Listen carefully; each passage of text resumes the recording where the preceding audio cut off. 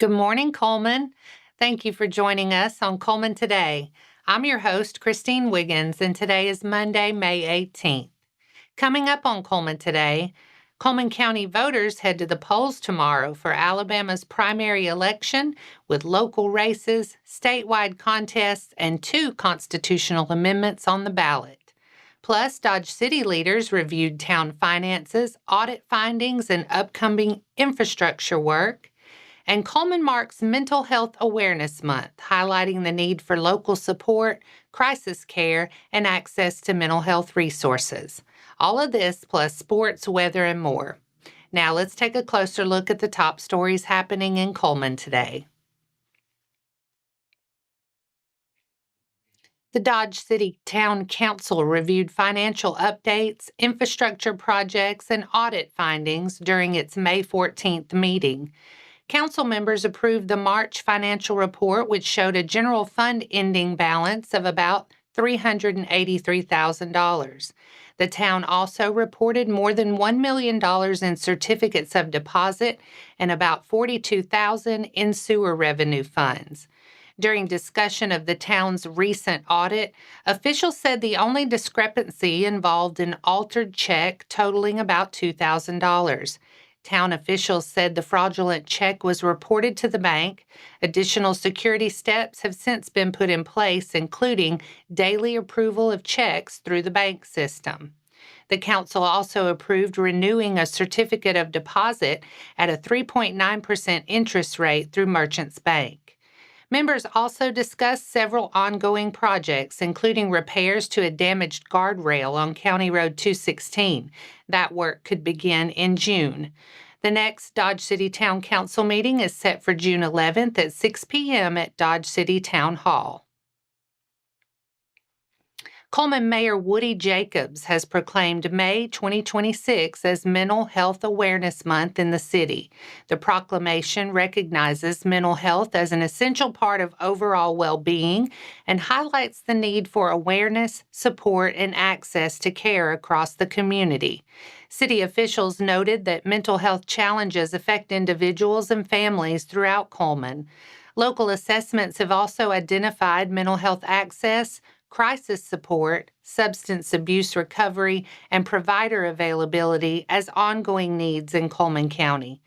The proclamation recognizes healthcare providers, agencies, nonprofits, counselors, and organizations working to support mental health wellness locally. That includes Cullman Regional Medical Center, Wellstone Behavioral Health, the Sanctuary at the Woodlands, the Alabama Department of Mental Health, and other public and private organizations. It also points to partnerships among healthcare professionals, educators, public safety agencies, churches, nonprofits, and community leaders working to reduce stigma and improve access to support. Mental Health Awareness Month is observed nationally each May and encourages early support, treatment, and continued mental wellness.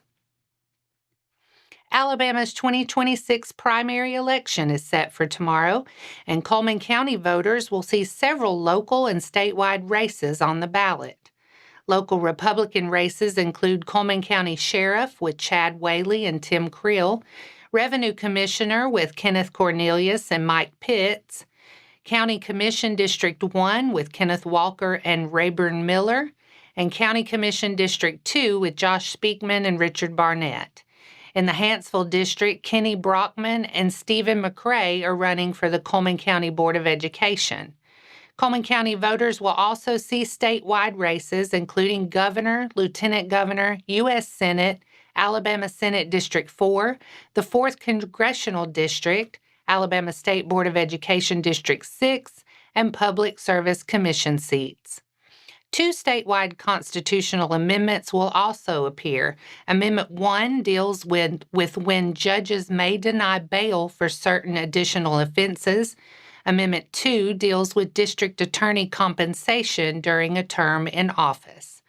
And that's our top stories for this morning.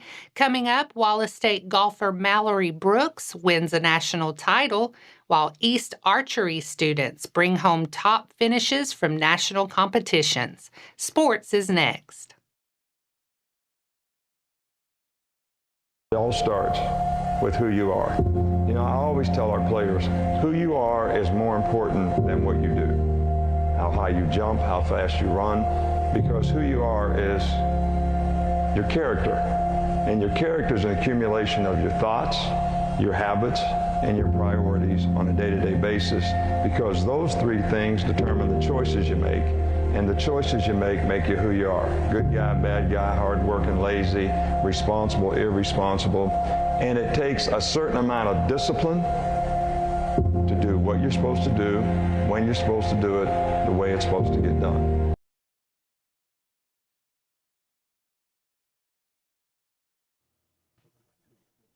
Welcome back. East Elementary archery students and coaches earned several strong finishes at national competition. The team placed second in National Center Shot 3D and Bullseye, sixth in NASP Bullseye, and eighth in NASP 3D. Kickin Cahoon led the way for East, shooting a personal best 283 at Nationals in Bullseye and 3D. His performance earned him a spot on the academic All-American team for both events. East sixth graders who compete with Cullman Middle School helped that team place second in NASP 3D and fifth in NASP Bullseye. Fisher Doyle also had a standout performance, shooting a 292 in NASP 3D. She finished second out of more than 1,600 middle school girls and fifth overall out of more than 4,000 girls competing in 3D. Wallace State women's golf capped a strong week at the NJCAA Division II National Championship with a third-place team finish Friday at Old Colony Golf Course.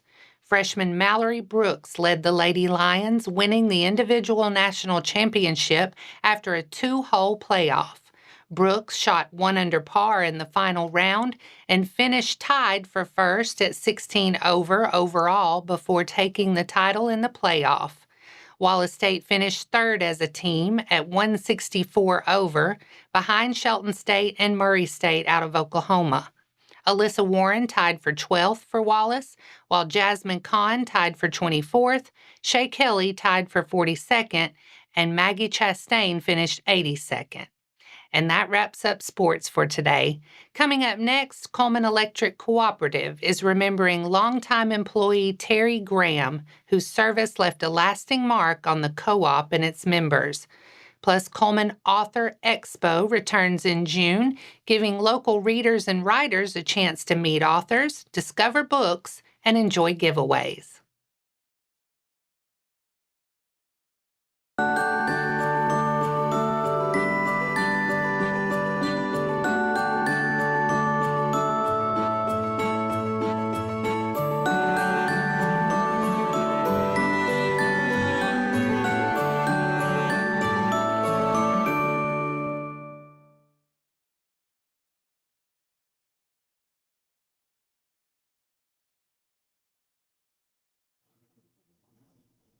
Welcome back.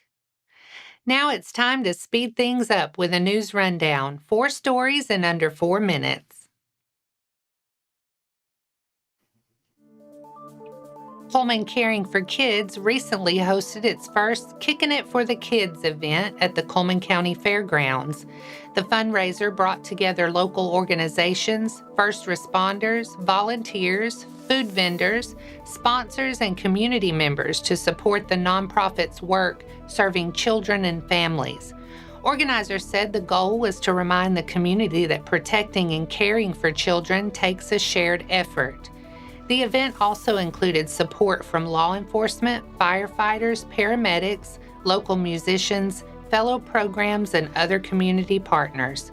Cullman Caring for Kids officials said they hope this year's turnout is only the beginning and that Kickin' It for the Kids can grow into an annual community tradition. A special thank you was also shared for Cat Daddy's Barbecue and Grill Company, which provided meals for local heroes at the event.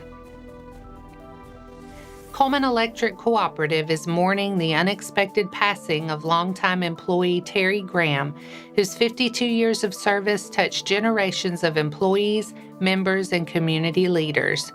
The co-op announced Graham's death in a memorial post this week, remembering him as a steady presence and a deeply caring public servant. Graham's career spanned more than half of the cooperative's history. Graham worked closely with co-op members and businesses, including in his role as key accounts manager. The co-op said Graham's legacy of service and care will continue to inspire those who worked with him. The Link of Cullman County has received $1 million in state funding to support education and enrichment programs for local families and students. Executive Director Melissa Betts said the funding was secured through Alabama State President Pro Tem Garland Gudger Jr. of Cullman, along with local delegation members Representative Heath Albright of Holly Pond, Representative Tim Wadsworth of Arley, and Representative Cindy Myrex of Cullman. The money will support the Link's ongoing work in tutoring, parental education, financial education, and summer enrichment camps for local students. The funds will be administered through the Alabama State Department of Education. The Link says the investment will help expand programs focused on education, mentorship outreach, and enrichment opportunities across Cullman County. More information is available at linkingcullman.org. The Cullman County Public Library System will host the return of the Cullman Author Expo on Saturday, June 13th at 10 a.m. The event will take place at 301 First Street Southwest in Cullman and is sponsored and hosted by Traditions Bank. The expo gives local authors and readers a chance to meet, talk about books, and buy and sell published works. Featured authors represent a range of genres, including juvenile fantasy, mystery, religion, poetry, and local history. The event will also include giveaways and raffles. Organizers say the expo is designed for readers looking to discover new books and for local writers looking to connect with the community. The event is open to the public. Check the library Facebook page for a complete list of authors. And that's your 4 stories in under 4 minutes. Now for a quick break before we look at the weather ahead and pay our respects with obituaries. I'll be right back after this quick message.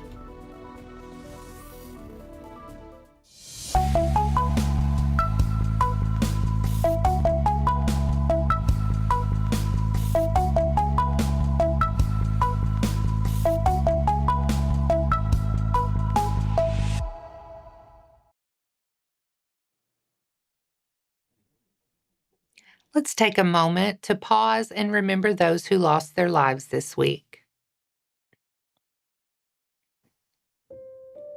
Michael Kevin Kelly of Deer Lodge, Montana, formerly of Cullman, passed away Monday, May 11th. Memorial service will be Sunday, June 7th from 2 to 4 p.m. at Blair Congregational Methodist Church in Battleground. Donna Faye Green, 72, of Decatur, passed away Saturday, May 16th. Visitation will be Tuesday, May 19th from 10 a.m. to noon at Hanceville Funeral Home, with funeral service following. Burial will be at Hopewell Cemetery. Our thoughts and prayers go out to their friends and families. Now let's take a look at your weather forecast.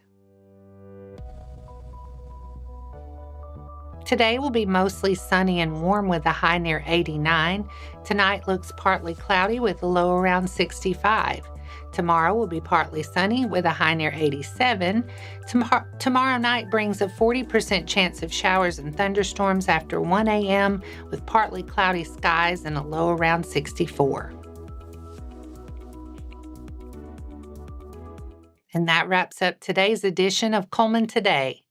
Thank you for sharing your morning with us, and remember to stay connected by following us on social media and visiting CullmanTribune.com for the latest from our community. We'll be back bright and early tomorrow morning at 6:30 a.m. Until then, I'm Christine Wiggins with Cullman Today. Have a wonderful day, Cullman.